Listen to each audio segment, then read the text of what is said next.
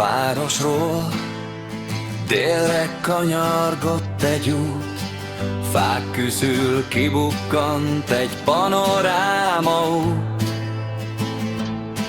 Sok vidám gyerek végleg otthonába jutott, hát jó kedvű dallal köszöntöttünk városunk. Gyermekváros, ez volt a mi hazánk, úgy éltünk itt, mint egy nagy család.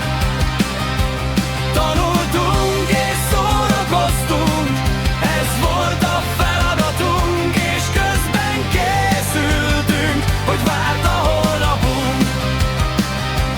Gyermekváros, ez volt a mi hazánk, úgy éltünk itt, mint egy nagy család.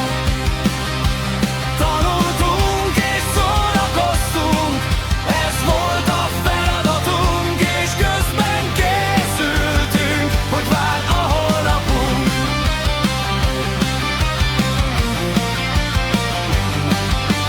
Szívünkben megdobbant, ha eszünkbe jutott, már merre